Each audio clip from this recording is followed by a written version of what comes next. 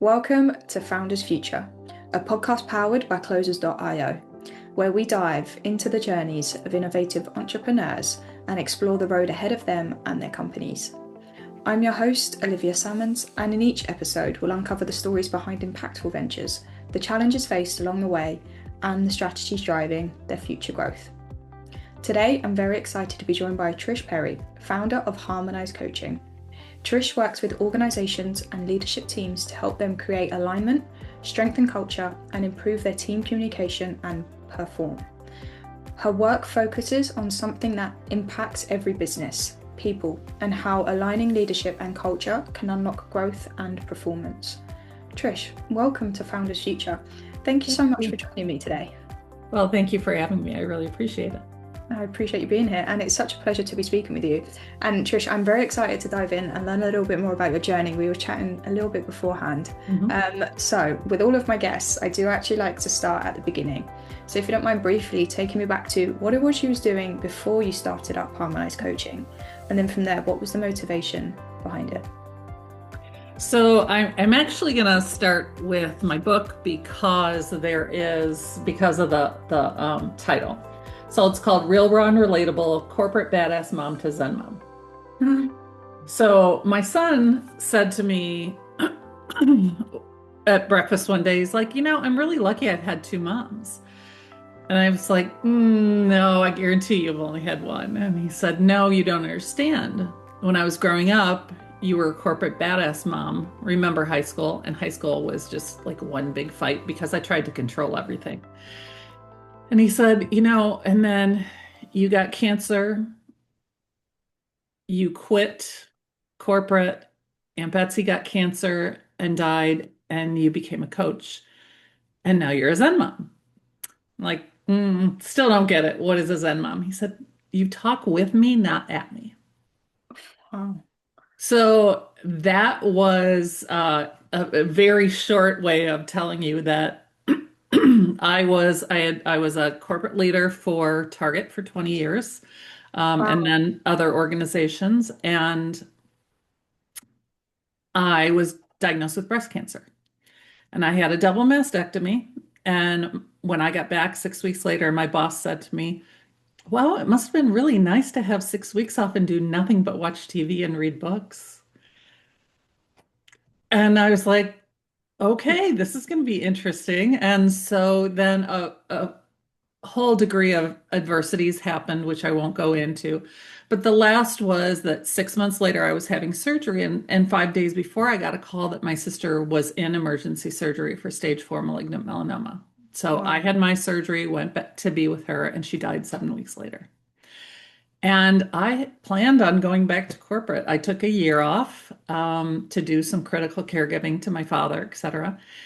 And the only reason that I took coaching certification and then went on to get my mastery was because I wanted to prove to corporate that I had done something in my time off.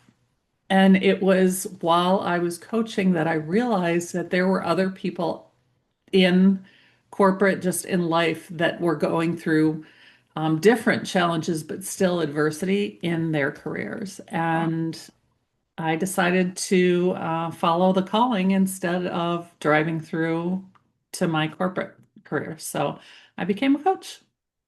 So there's a very strong why in what I do. So I love that. And I think that is so important to have that very strong why, because without that, sometimes you can feel like you're fleeting in and out of obviously your version of success or what you want your life to look like. But having that driving force, I feel like everything else will naturally come good for you. Knowing your purpose and running for the hills is first thing. And thank you so much for sharing that journey and that story. I feel like obviously corporate is its own behemoth. There's a lot of people that end up in a very similar situation, when you give so much of your life to one company or even to one career, and then it can literally be ripped away with you from a very bad passing comment from someone that once considered your boss. It's not a nice approach. So I like the way your son put it. You went from corporate mom to Zen mom, which is a really cool aspect. And did you always have a little bit of an ambition to be an entrepreneur, or was that something that you just no, naturally developed? Obviously, no, my husband laughs all the time because I said to him very early in our marriage, we will never go into business for ourselves. we'll always have insurance. We will always have that stability. I mean, that was there was never a question that I was going to be an entrepreneur because I wasn't. And then life Life. gives you a different perspective. Yep. And like I said, you either get to listen to the universe or you get to drive through. And my whole life had been driving through. I worked about 80 hours a week. Wow. And it was just all about driving for results. And I decided I wanted to be impactful versus transactional. So, and believe me, because I am an executive coach and I do support executives, I have no issue with people being in corporate whatsoever. It's just that my life took a different turn. So now I get to help people through corporate because I intimately know so much about what goes in, Yeah. especially to corporate leadership. So Yeah, as you say, you can very much put yourself in their shoes. And as you say, like, I even think while you was in the job, you wasn't hating your life, otherwise you wouldn't dedicate 80 hours a week to it. right, And there's right. nothing wrong with working in corporate, and there's nothing wrong with going through that grind and obviously climbing that ladder. But if it Mhm. doesn't suit your purpose, as you're saying, it doesn't align with yourself, it Yes. eventually will cause those scales to flip, and it will just be something that kind of pushes you over that line and hopefully a little bit of confidence to help you make another step moving forward as well. You got So it. That's right. let's dive into the business a little bit more. So when it does come Okay. to Horizon coaching, at this point in Trish, sorry, who would you say is your ideal client? Like, who is it that you very, very much love to work with the most? And then from there, how is it you help them? And how would you support them along their own journey? Mhm. My ideal client is someone who is at a point where they know something needs to change. They don't know what and they don't know how, but they know something needs to change. I'm going to give you examples as we go through. I was coaching a senior director at a large corporation, and she was told that she had reached the top, that she wouldn't go any further. She didn't have the executive presence. She just she basically they saw her at her max. So she contacted me and was like, I know I can do more. I know that I have more in me. I don't know how to let them see that. And I'm a first of all, what you should know about me is I'm a whole person coach. So I believe that we have to look at not only your work life, but also your home life. And like my cancer was part of my life. It wasn't part of work or part of home. It was all encompassing. And so I believe that you have to look at all aspects of your life. So we did that with her. We went through her values, etc. And what we came to was how it wasn't that she didn't have the talent to do it, it was how she was showing up at work, how Mm, she was showing up in meetings. And then there were some personal things that she had to deal with. And within 3 months, she was promoted, which they had told her there was no way she was ever going to go anywhere. And instead of leaving the company, which would have been a huge loss for the company, we changed the way that she showed up. We didn't change who she was authentically. We kept that. yeah. We just changed the way that she was leading because before she was managing and she needed to go into leadership. She needed to go into the influence piece, into really letting her team take on the heavy lifting while she created the vision. And Mm, there's a Marshall Goldsmith book that you don't have to read to know what's in it, and it's called What Got You Here Won't Get You There. And I think that that just says it all. So, for her, she kept going back to, excuse me, what had made her successful. And what we needed to do was completely change that, but yeah. with her authentic self at the forefront.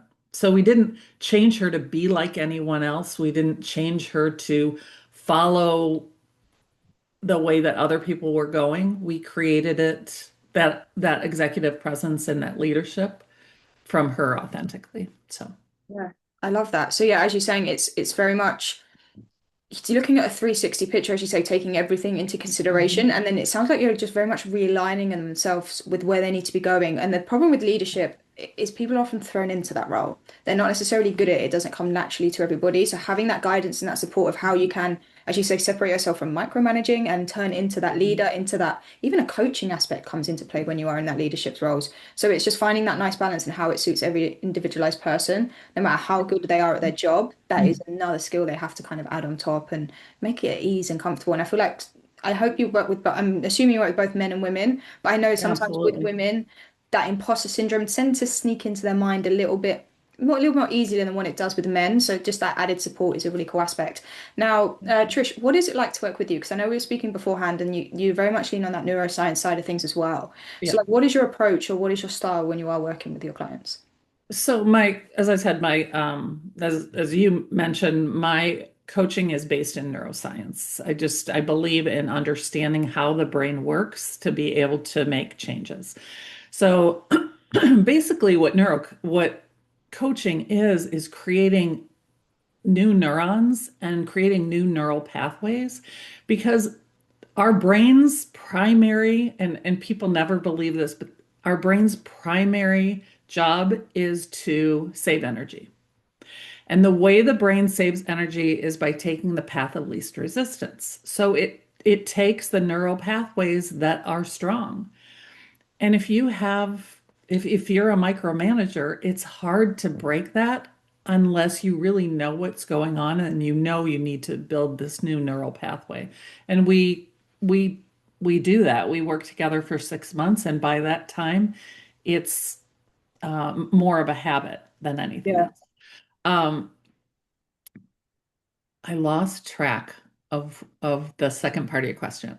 So, Sorry. like, no, so what is it like to work with you? Oh, So, are you yeah. very much in the trenches with the clients? Like, what is your approach to it? So there are 6 steps to my coaching cycle, and they're in a circle because it's not a waterfall, it's not a stair step. We do those steps whenever we need to. But that is around the client's success. So the Okay. client success is primary. And those steps are the foundation, which gets into a lot of the, what are your values? Who is that inner critic and inner champion? The inner critic are those negative messages that you continue to hear. We go into goals, and I ask 3 questions when you set a goal. The first is what is what values does your goal align with? Then the second question is, what will you get when you achieve the goal? And the third question is, how will your life change? And the reason I ask that question is because, again, I'll give you an example. A client who was a senior director and wanted to get promoted, the next promotion was to, anyway, it was basically a VP position. When we got down to it, when I asked the question, that it aligned with his values, it aligned with what he was going to get. And then when I asked him, how will your life change? He said, it'll suck. Cool. And I was really kind of taken aback. And I said, well, talk to me about that. And he said, I just realized I don't want to manage people who are in the trenches with the actual clients. I want to be in the trenches with my team. So I don't want this, but I do want a promotion. And so we looked and we figured out how to position him for a promotion, but just not to a VP, where he would Nice. take all of the mentoring and the training, as well as working on major projects. And we created a job description, and we created the all of the information around it. He brought it to HR and he got the promotion. But do you see the difference there? Yeah. Where instead of taking the path that has been, okay, this is the path, you have to go this way to get promoted to make more money, we created a path that was authentic to him. Yeah. And so that's what it's like to work with me. It's about, what do you really want? what's going to give you the most, payback for what you're doing. Because I mean, let's be honest, coaching is expensive. And so the return on investment, it's not just the investment of your money, it's also the investment of your time. And I would Yeah. hate to have somebody work with me for 6 months, a year, get what they had wanted, and then realize, oh, that's really not what I wanted in the end. So we dig a layer deeper, and we're constantly reviewing that and making sure. Yeah. The other thing I do is I have people rate themselves on a scale of 0 to 5 when they start with me. And the reason I do that is because they need to see the kind of um, progress that they're making. And if their manager is involved, their leader, they will have their leader also um, put a scale of 1 to 5 to it. But on average, between all of my clients, they have about 129% improvement in their goals from when they started to when they ended. And I That's it. really, I mean, I was in corporate, it's all about measurement. And some people say you can't measure coaching, and I say absolutely you can. So, Yeah. I feel like it's the same argument when you can't measure happiness, and I feel like you absolutely can. And as you're saying there, you're not just diving into the person or into the situation or even the path they think they want. It's the actual goal itself. It's making sure the goal mhm, aligns with their vision of their life and how they want to view their version of success. People often chase titles because they feel like it's the right thing to do, or it's like, as you say, it's mhm, naturally that next step in the ladder. But if you right. get to that goal and you kind of realize that that's not what you wanted to achieve, I feel like the dissatisfaction in yourself will be even worse than it was before. So Absolutely. it's such an Yeah. important piece. Yeah. And Well, now go the for it. other piece of this is that we do values, et cetera, but the other piece is we go into what is your purpose? Awesome. So your purpose is not what you do for a job. It may be that your job supports what your purpose is, but I'll give you my purpose. My purpose is to be a transformist, to help people really uncover their true potential and power and live into that. Now, yes, I made up the word transformist just because I liked it. Uh-huh. But once it's really interesting because once people uncover, and I talk about uncovering, not finding, because we all have a purpose, we just need to uncover it. Yeah. Once that purpose is uncovered, it often shifts. It doesn't, there rarely is a wholesale change to what someone wants, but often it will shift. People will go from saying, you know what, I don't want to work for this company anymore. I want to work in X, Y, or Z. It's really interesting how that shifts. So, Yeah.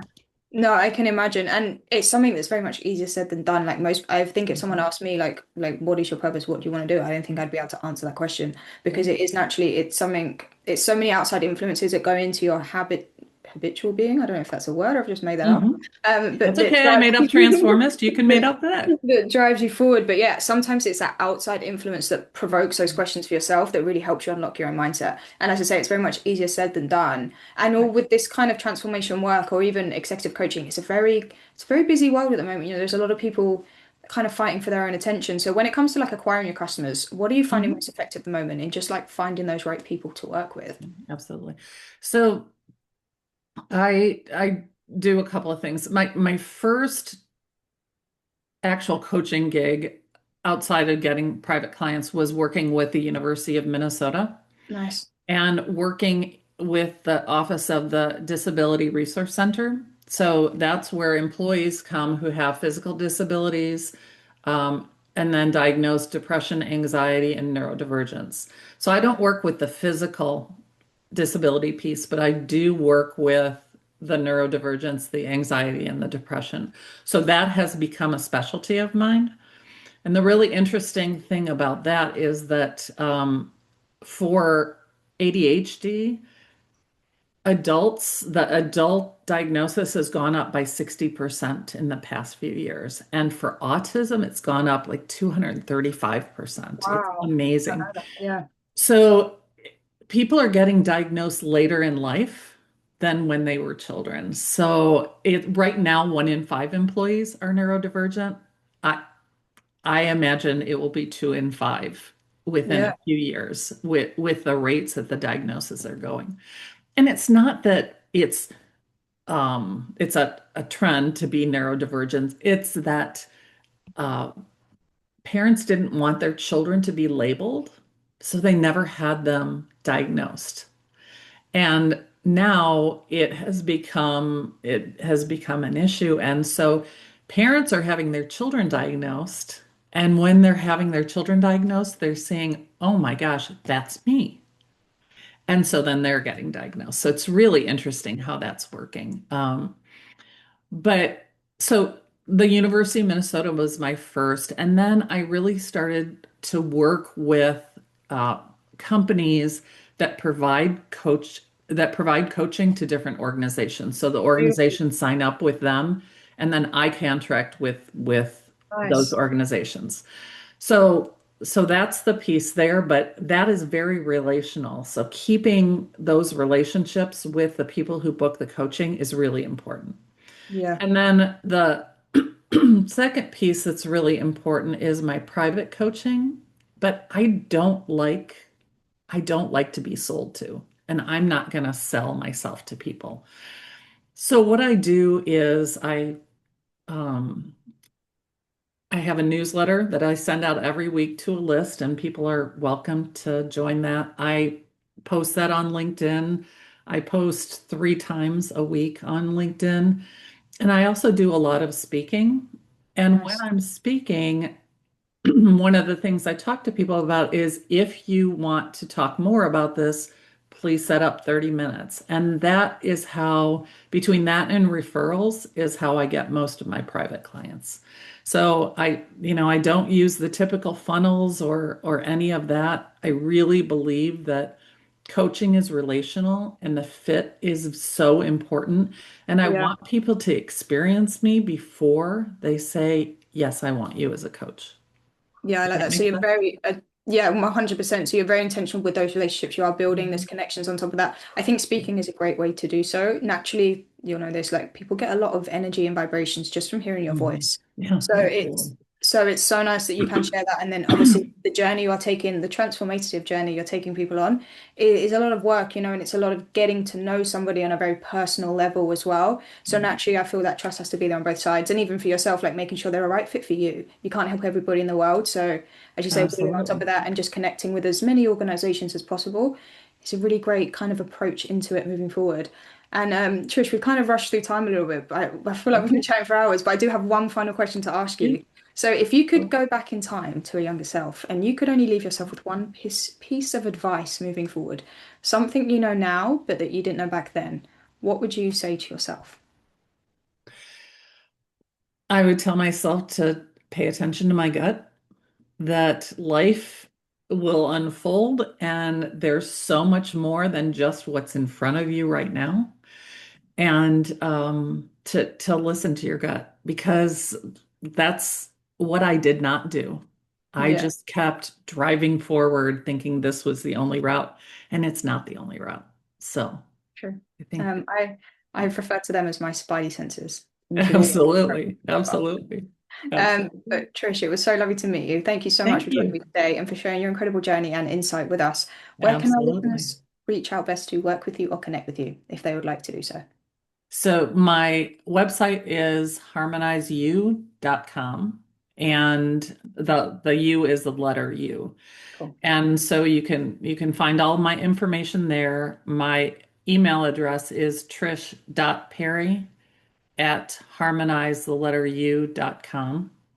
And or you can just give me a call, and it's 612-805-0997, and I'm based in the US. Beautiful stuff. And thank you again, Trish. I really appreciate your time today. And Absolutely. It was great to to meet you. it really was. And to our listeners, if you enjoyed today's episode, please be sure to go and check out Trish Perry. As you just said, check out the website, harmonizewiththelетteru.com. And please drop her an email, trish.perry@harmonizeu, again, the letter U.com. I can't remember your phone number, but make sure to give her a call, drop her a text, drop her a message, however you can get hold of her. I'm sure she'd love to hear from everybody.